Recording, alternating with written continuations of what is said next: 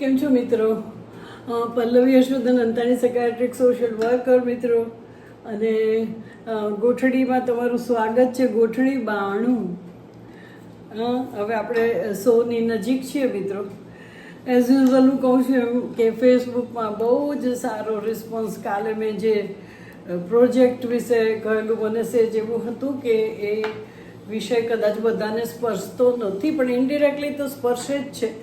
તો એ ઘણાએ વાંચ્યું ને એટલીસ્ટ પ્રોજેક્ટ છોકરાઓના માટે નથી અને પેરેન્ટ્સ એમાં ઇન્વોલ્વ થવું પડે છે એવી કંઈક નોંધ બધાએ લીધી ને એના માટે બધા જવાબદાર છે એવી કંઈક વાત તો બધાના મનમાં આવી જ હશે. આટલા બધા વ્યુઅર મળ્યા છે એટલે આપણે આમ પાનું ઉથલાવીએ તો એ બે ચાર વસ્તુ આપણને આજે મિત્રો મોડું એટલે થયું કે આજે એટલા સરસ ન્યૂઝપેપરમાં સમાચાર હતા. લગભગ તો બધા સમાચાર આપણને એવું છે કે ન્યૂઝપેપર એવું ગમતું નથી હોતું, પણ એઝ અ રિસ્પોન્સિબલ પર્સન તમારે એ બધા એકવાર એમાં નજર તો કરી જ જવી હોય છે, કારણ કે એમાં ઘણી જરૂરી વસ્તુ હોય જે આપણને સ્પર્શે છે. આપણને ન ગમે તોય જોવું પડે છે, એટલે મેં જોયું. પણ રોજ તો અમુક જ જાતનું, પણ આજે એટલા બધા સારા ન્યૂઝ હતા ને તો મને બહુ આનંદ થયો મિત્રો. કે એમ કે નાની નાની વાત મેં જોઈ છે, તમે ચોક્કસ વાંચી જ પરવાર્યા હશો, પણ મને ગમે છે એટલે મેં પછી તો બહુ વાત હતી એટલે મેં પોઈન્ટ લખ્યા તો વળી વધારે વાત થઈ. રથયાત્રામાં AI દ્વારા મને એ બહુ સારું લાગ્યું કે 5481 બાળકનું ટ્રેકિંગ કરી શક્યા. એટલે આપણે AIના ફિલ્ડમાં ને બધે અને જે રીતની એની વ્યવસ્થા હતી રથયાત્રામાં, કે કેટલા બધા માણસ ત્યાં એમ્પ્લોય હતા, પછી કેટલી બધી તૈયારી, કેટલી બધી ફોરસાઇટ વાપરીને બધું કરેલું. જોકે હાથી દોડ્યા પણ એની વે બધું પછી બરાબર તો થઈ ગયું. એ બહુ એની નોંધ લીધી નહીં, હજી બહુ ખબર નથી પડી કે કેટલાને વાગ્યું ને શું, પણ એની વે જનરલ જે રીતની આપણી સિસ્ટમ છે એનાથી બહુ જ આનંદ થયો મિત્રો. ઇન્ડિયા ઘણું આગળ વધે છે. બીજું શુભાંશુ, એની વાત તો બધાને ખબર છે. એણે વાત પણ કરી નરેન્દ્રભાઈ મોદી સાથે અને એને ઉપરથી બહુ સરસ લાગ્યું ઇન્ડિયા. એ પણ આપણું ગર્વની વાત છે. આજે ઘણી બધી પછી શેન્ઝનમાં ચીન અવકાશયાન જેવું દેખાતું બહુ સારું મ્યુઝિયમ હેઝ ટેકન પ્લેસ. એ પણ બહુ સારા સમાચાર મને લાગ્યા. વાંચજો ડિટેલમાં. મીડિયાનો જન્મદિવસ કાલે થાય છે એટલે એના વિશે રાઇટ ફ્રોમ ટીવીથી બહુ જ વાત હતી ને એના કેટલા બધા ફાયદા છે ને કેટલું બધું મિત્રો પહેલાં શું હતું હવે શું હતું એવી બધી ઘણી વાતો વાંચી. અને એક ખાસ મને આર્ટિકલ, મને હું એ કહેતી જ ફરું છું કે ભાઈ ડોપામાઇનનું લેવલ પછી અમુક વસ્તુનો જો ત્યાં સુધી સંતોષાય જ નહીં, વધારે માગે ફીલ ગુડ હોર્મોન્સ, પછી તમે એની સાવ ગુજરાતીમાં કહીએ ને સરળ ભાષામાં તો એની લત લાગી જાય તમને. ત્યાં સુધી તમને સારું જ ન લાગે, તાણ વર્તાય. એટલે એનું પણ બહુ ચર્ચા કે ભાઈ આપણે બહુ જ સારું આપણું માધ્યમ છે, પણ જરાક વિચાર કરીને વાપરવું. મિત્રો પછી ન્યૂ ઇન્ડિયાનું એક સાથે ટાઈમ્સમાં જ હતું એ ન્યૂઝપેપરમાં. એટલું બધું ન્યૂ ઇન્ડિયાએ કઈ બાબતમાં પ્રગતિ કરી છે તો એમાં મિત્રો યાંત્રિક ક્ષેત્રે, પછી ફૂડમાં, પછી હેલ્થમાં, પછી વેસ્ટ ટુ વેલ્થ નકામી વસ્તુઓથી, પછી space power, arm force, energy અને ફાર્માસ્યુટિકલ અને AI, એ બધામાં કેટલી બધી પ્રગતિ. ફૂડનું બોલી ખબર નથી. એટલે આ બધા ક્ષેત્રે એટલી બધી મોડર્ન પ્રગતિ થઈ છે ને કે એનો ડિટેલ એમાં અહેવાલ આપ્યો છે. મને બહુ ખુશી થઈ કે એકના એક સમાચાર કરતાં ઘણું, જો કે મને લાગે છે દિવ્ય ભાસ્કરનો નેગેટિવ ન્યૂઝ એવું એક આપે છે પાનું, પણ આજે તો બહુ સરસ બધા ન્યૂઝ છે કે આપણને ગર્વ થાય મિત્રો. અને એક વળી મેં દિવ્ય ભાસ્કરે જ કદાચ અંડર વન રૂફ જુદું એમ કે મકાન માટેનું ફેર થાય છે એવી રીતના આ એસ્ટ્રોલોજી ને એ લખતા હોય ને, એ બધા એક રૂફ નીચે મિનિમમ ફીસ લઈને મળશે, કન્સલ્ટેશન કરશે એવું મેં જોયું. પછી હા, હવે એક એવો ટ્રેન્ડ આવી જશે કે લર્નિંગ બાય ડુઈંગ. છોકરાઓને માત્ર બુકનું એજ્યુકેશન હવે ચાલશે નહીં, પણ લર્નિંગ બાય ડુઈંગ, અને એ પ્રકારની નિશાળ પણ હવે થવા માંડી છે કે જ્યાં એકચ્યુઅલ બુક નોલેજ ઉપરાંત છોકરાઓને એવું નોલેજ આપે કે જે એ કર્યું હોય પ્રેક્ટિકલી, અને એ એની જીવનમાં લાભદાયી થઈ શકે એવા નાના નાના બધા પ્રોજેક્ટ અંદર ઉમેરવા માંડ્યા છે. એ બહુ મોટા પાયે થાય તો સારું છે. કારણ કે મિત્રો, આજે મેં પેલું એજ્યુકેશનનું એ વાંચ્યું, હા, learning with innovation, yes, A page educational hub જે કંઈક આઈ થિંક હબ જ છે, યસ, કે લર્નિંગ વિથ ઇનોવેશન. એમાં કેટલી બધી એજ્યુકેશનની બ્રાન્ચીસ ને કેટલું બધું છે.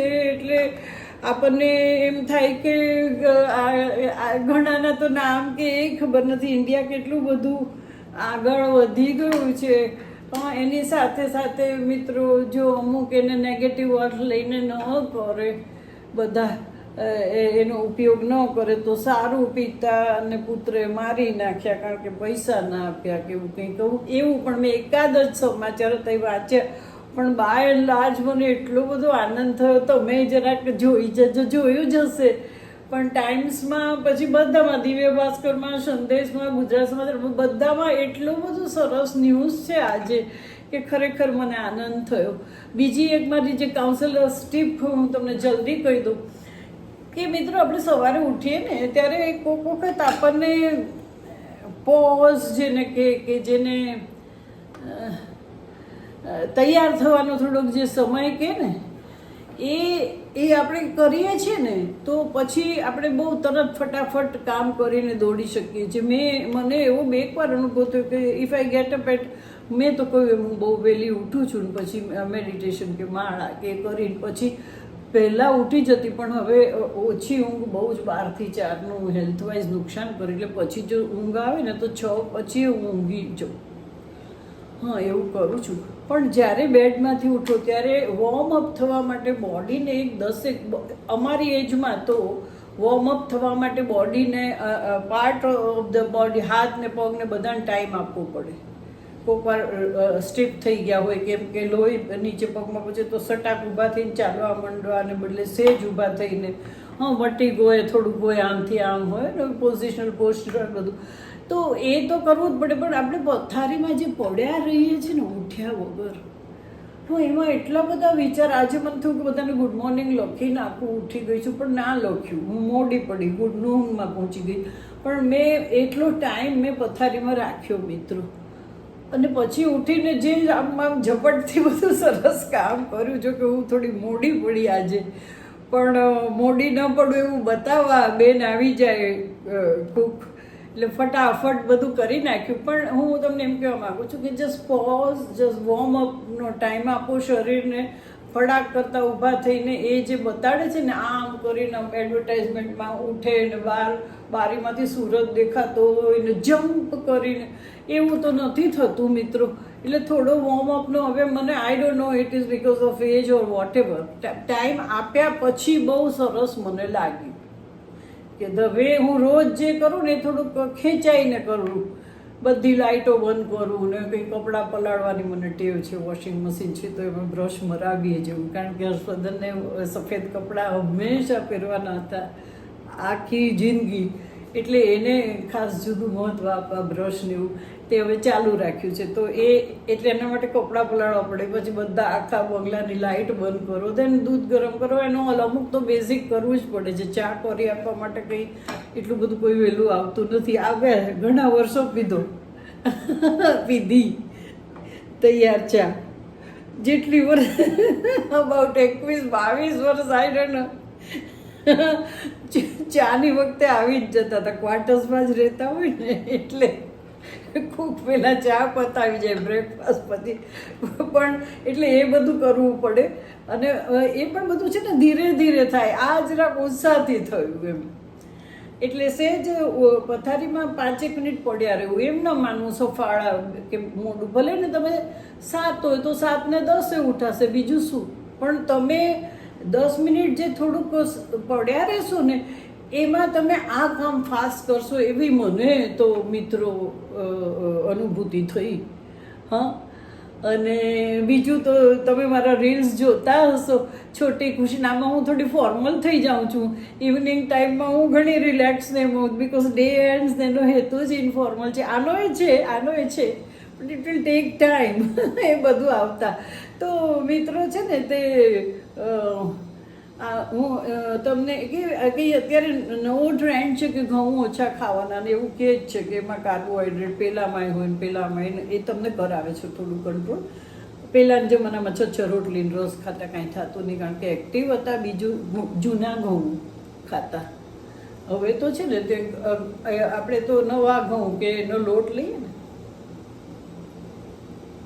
સોરી, તો એટલે થતું હશે. પણ ગમે તેમ પણ કાલે છે ને મારા બેને મેં કીધું અહીંયા મારી બાજુમાં ઊભી રહે, તે બહુ સરસ બનાવ્યું છે પણ શર્માણી.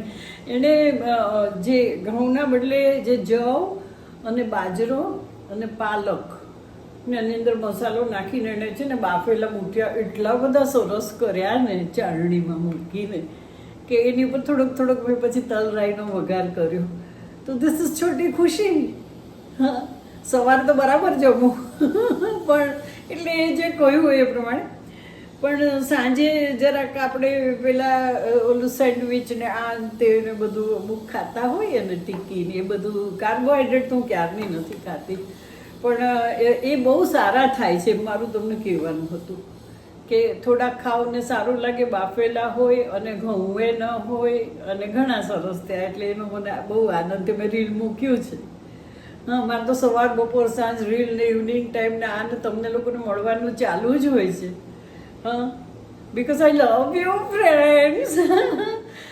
બીજું શું કહું મિત્રો, કાલે ફરીથી આવીશ અને આજે થોડોક આરામ કરી લઉં. ગેસ્ટ છે હમણાં. તો મિત્રો આવજો. હજી તો હું આ અપલોડ કરીશ યુટ્યુબમાં ને આમાં એમાં બોલો 3:45 જેવું થઈ જશે. પણ ધીસ ઇઝ આઈ એન્જોય. હું દરેકને જવાબ આપું છું અને મને ગમે છે. અને એ જે આખું ગ્રુપ થાય ને રોજ બધાને મળીએ ને બહુ સારું લાગે છે. કેટલી અજાણી વ્યક્તિઓને મળીએ, એના કોઈક વખત રિસ્પોન્સ આવે. હા, થોડી આંખ ખુલ્લી રાખવી પડે આમાં. So મિત્રો, thank you so much. Thanks to my friends, enthusiastic friends, my viewer, my follower, my passive listeners and all the friends of different groups. Thank you so much to all my friends. આવજો. જો evening ટાઈમનું આવી ગયું અંદર મારાથી.